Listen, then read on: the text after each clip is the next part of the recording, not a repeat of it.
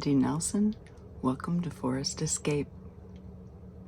Today we're fixing the Coop door latch and seeing some pretty butterflies and flowers and picking vegetables and discovering ants are eating the corn cobs.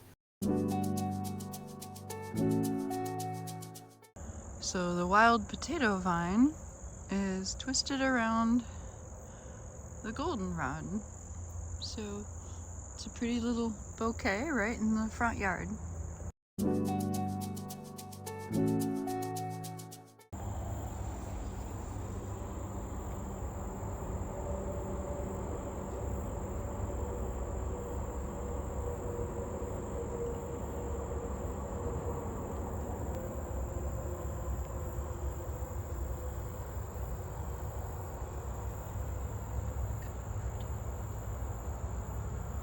So pretty.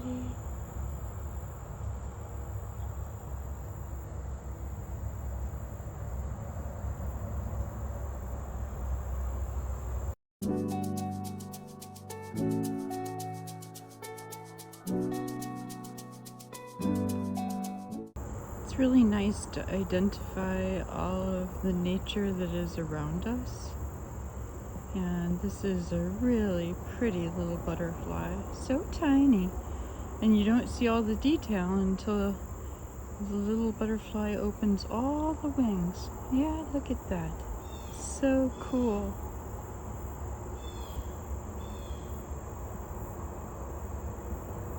So the door latch carabiner is really shot.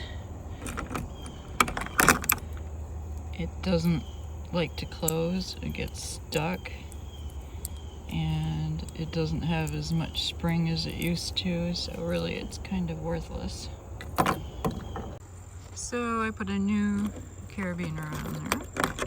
It's got a good spring, and it closes carefully. And I've put the chain through the little hole so that you can unlock it and just let it fall.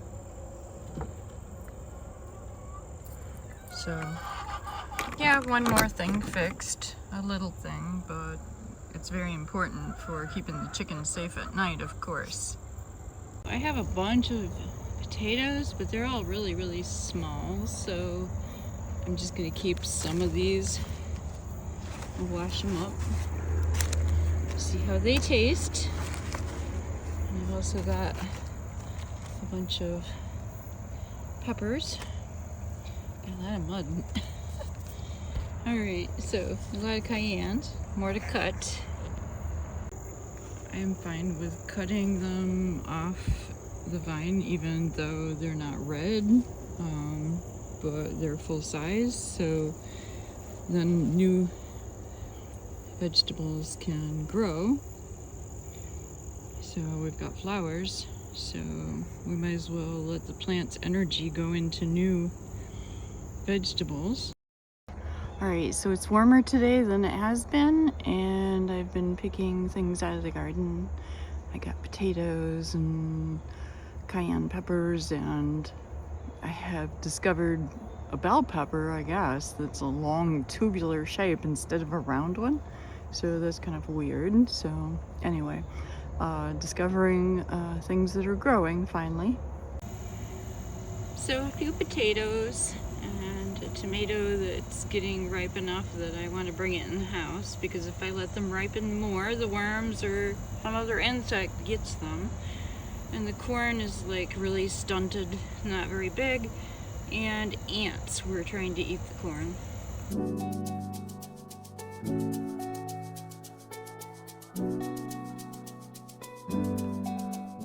Seems kind of strange because the tomatoes are growing in big clusters instead of, you know, one here and one there.